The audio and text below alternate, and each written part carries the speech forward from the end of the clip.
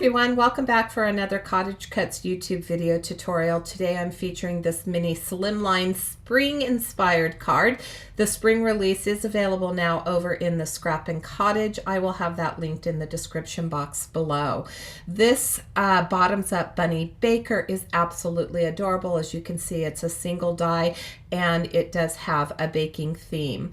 I'm going to start Copic coloring my bowl with some red Copic markers. I do have the marker caps up on the screen. I wanted to do a little bit of wash of color over the entire bowl, and then I'm going to start adding a little bit more depth. I thought I could do it with, I think that's an R49, but I thought that the contrast was just a little bit, it was falling a little bit flat, so I will bring in my favorite, I think it's the R59 marker, because R59 and R89 are two of my favorite shading markers. They have more of a burgundy tone to it, as you can see. So I added that to the bottom of the bowl where there would be a little bit of a shadow and underneath the lip of the bowl. And I like the dimension that I'm able to get with my coloring using that darker marker.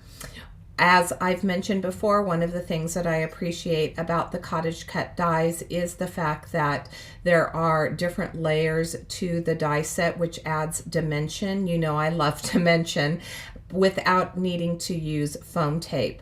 For the bottom of the bunny, I started with some of my lighter E markers, so E35, 33, and 31, and I felt like there was just a little bit more contrast than what I was looking for, and I chose to add an E37 to get that depth of shadowing on the left and the right side. Once I finished blending out all the colors, I went over the entire image with an E35, and that helped blend some of those lighter colors together and give me the highlight that I was looking for on the bottom of the bunny.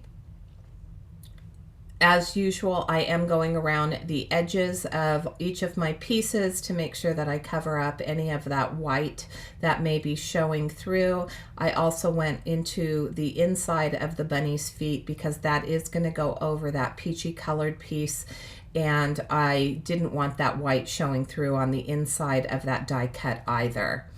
One of the pieces that I really wanted to highlight, you can see that there is an outline for a flower, and then there's a small circle that goes in the center of that. It's pretty flat as it is. That right there is actually the bunny tail. It's going to be pretty flat as it is, and then I'm going to add a little bit of lines. So right there you can see it's pretty flat, and you certainly can put that center in there and it's going to give you a little bit of dimension, but I'm going to show you how to really bring the floral to life.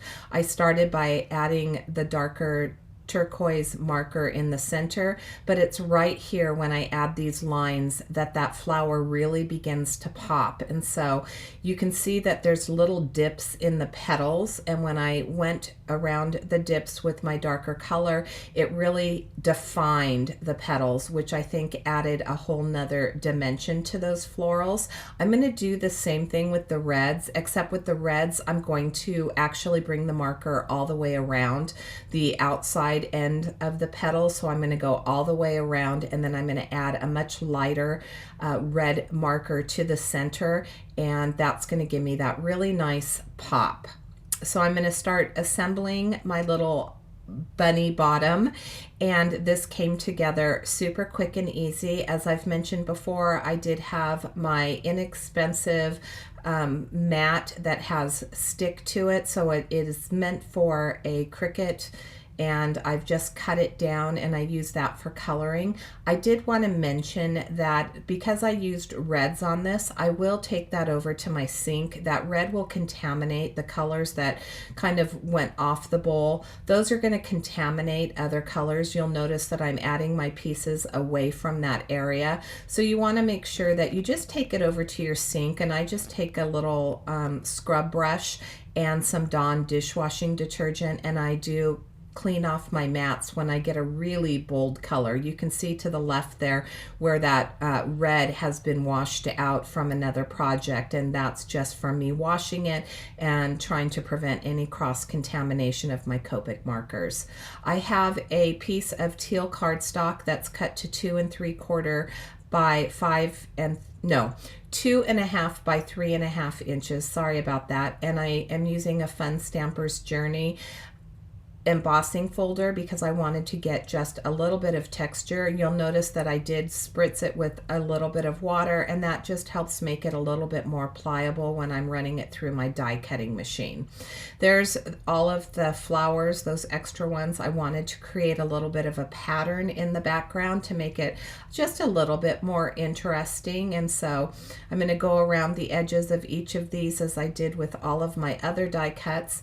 The yellow gingham has been cut. That one is cut to 2 3/4 by 5 3/4, and then I have a red card base that's going to be 3 by 6, and that will be my finished card size.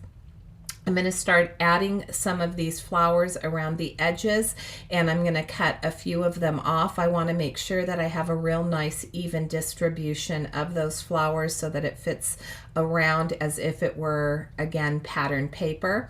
And I'm trimming off the excess using my little guillotine trimmer. Now for the eggs, I did use, I think, the E31. I wanted to have brown eggs instead of Easter eggs. I'm just not quite ready for Easter cards yet. Although Easter is my favorite holiday, I'm just not ready to create Easter cards. So I went ahead and I lost my train of thought. Oh my goodness, I'm so sorry. I colored my eggs brown. There we go. That's what I was looking for. I kind of went a little bit on a tangent. So that little piece that I cut off, I'm going to add that to the right side of my card. It's just a little tiny piece of the flower, but it's just enough that it completes the pattern over there on the right side. And then I'll glue everything down. Once I get everything glued down, I decided not to use my gel pen on this project today. I kept it pretty bold. And I like that boldness of color. As I mentioned before, we're having a lot of Valentine cards, and I love, you know, I'm a spring summer girl. I think fall is really fun, and I love creating fall cards, but quite honestly, I am definitely a spring and summer gal. I've mentioned that quite a few times on my channel, and so when we're getting back to flowers and bold colors, I'm all in. I did have an extra piece of that gingham, so this came from a 6x6 paper pad that I had in my stash, and I'm using a sentiment that says Sweet Wishes and some Catherine Pooler Fiesta blue ink. I really thought that that ink color coordinated very nicely with the teal background that I had. I'm going to trim this down and add a little bit of foam tape to it, so this is really the only foam tape that's on my card today. Once I use my T-square ruler and center that up onto my card, that's going to finish off my card for today. So I want to thank you so much for joining me. If you liked the video, please make sure that you do give it a big thumbs up. Thumbs up really do help get my videos out into the YouTube world. Leave a comment. Let me know what you think of this adorable little bunny bottom. And until next time, I hope you have a fabulous day. Thanks so much for watching.